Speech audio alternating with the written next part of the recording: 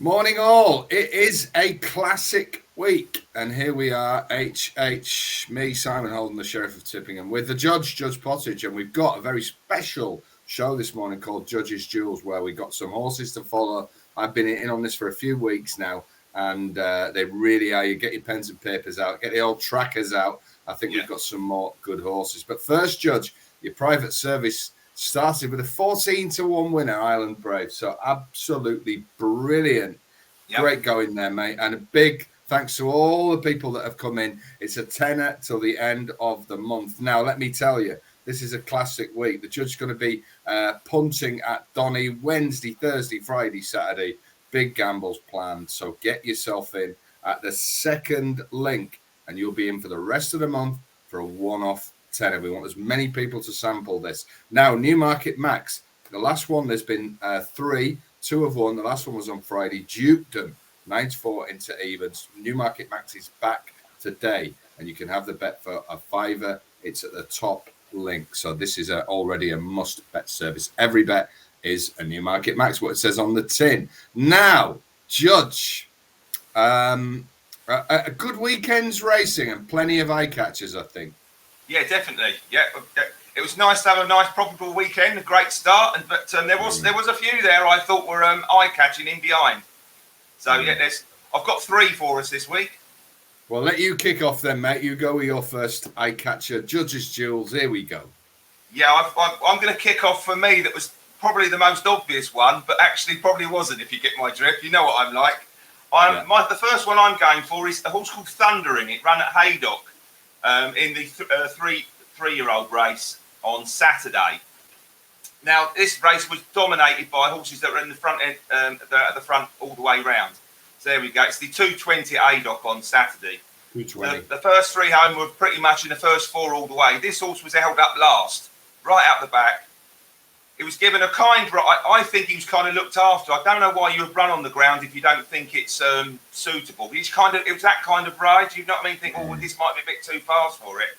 But his previous run as well, he ran a cracking race at York against. I think you fancied horse Marijan, who ran well out that race. Come third. I like this horse. This horse seems to be progressing, slowly under the radar. I'm looking at this horse lined up possibly for the November handicap because that's a good race for 3-year-olds. 3-year-old Farhan won it last year, and I think he's going to have a rating that will just about squeeze him in there.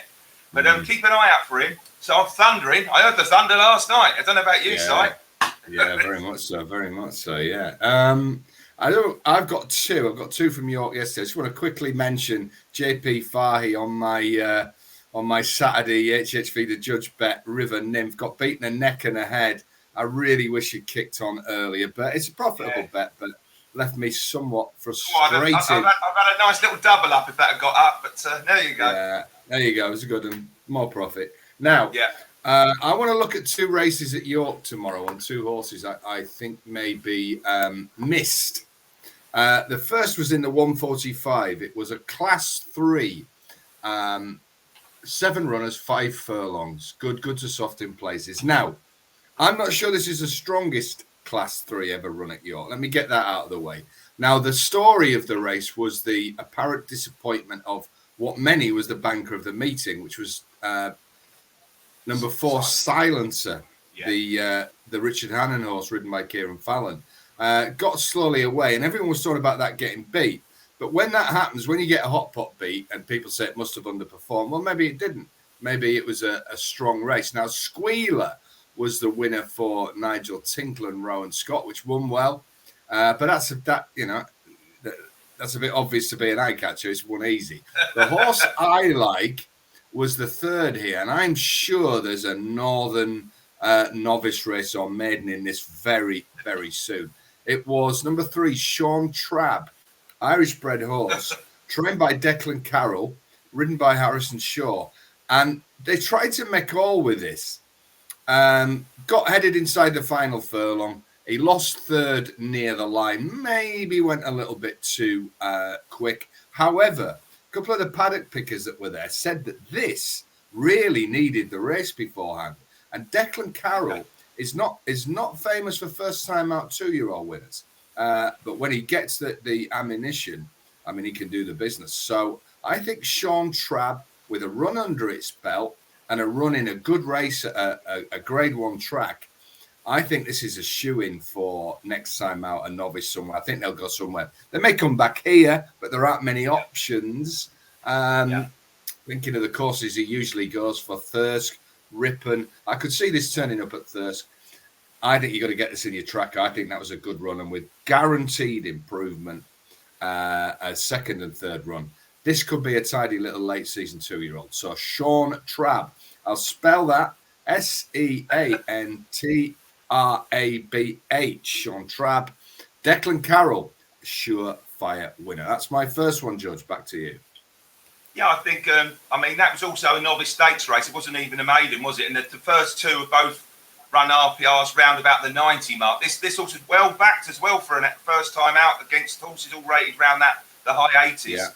And like you say, I think it definitely went evens in running, because I saw that there. So he's run a really good race on debut. I'd be surprised that can't win at least a maiden. It probably a little bit better than that, I think. It's certainly going to be rated at least in the 80s, you would think. So there'd probably be a win in that, and then possibly running a nursery come the end of the season. So yeah, nice solid play there. Nice straightforward defensive to the boundary there, mate. That's quite a good one. Yeah. It wouldn't surprise me if he turned up in won a maiden, turned up in a listed race somewhere late on. Yeah, I think it's probably it's probably a bit better than I'm giving it credit for. I just thought I'd play it down, think you get the win, and then take it from there. But yeah, and he's prone to bringing his best horses to York as well. I think he's had a good one or two recently. Well, in the last couple of years, Declan Carroll. He had an Ascot winner. That's right. Yeah. Trouble with the old great sounds don't work. You look back. Oh, well, that was it.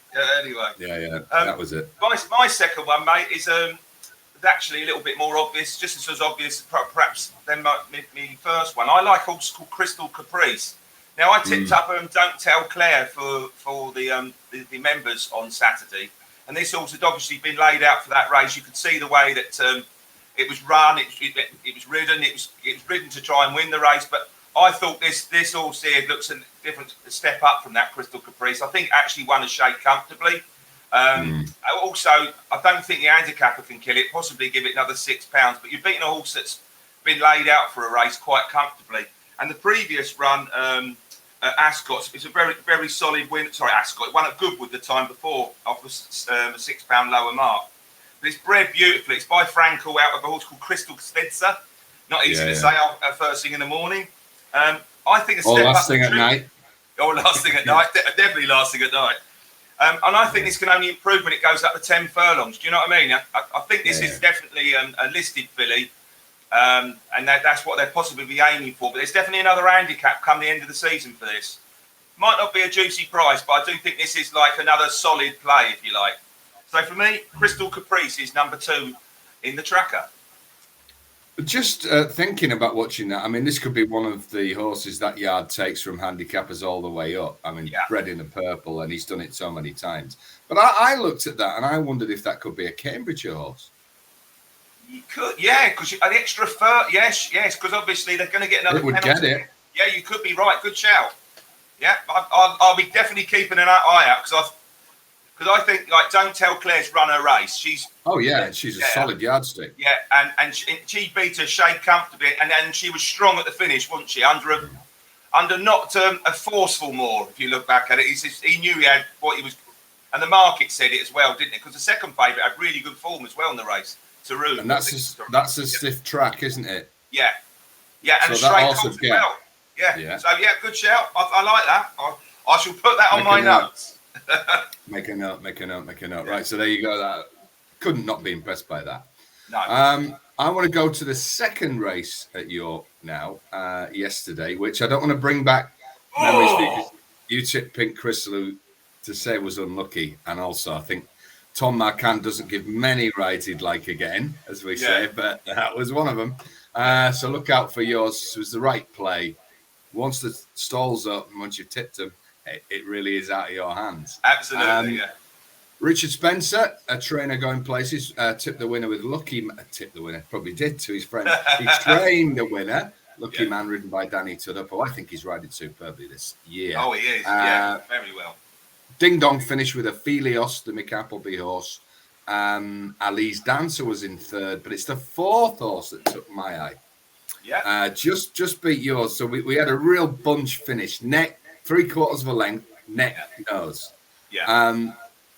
You look back at the race and you think if Connor Beasley on Azure Blue, which is my eye catcher, had he not held the horse up firstly, they didn't go a great pace early on. He then seemed to get caught because he had to get a run and go around horses. He got caught on the wrong part of the track for me, the slowest part of the track.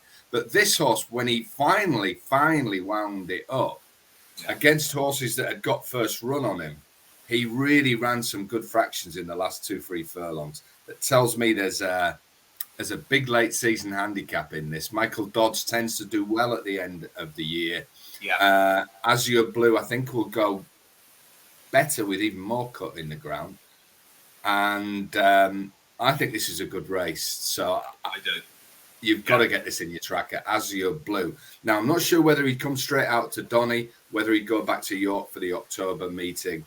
There's plenty of good late season races. He may even bring this down to Newmarket for one of their late season meetings. So Azure Blue.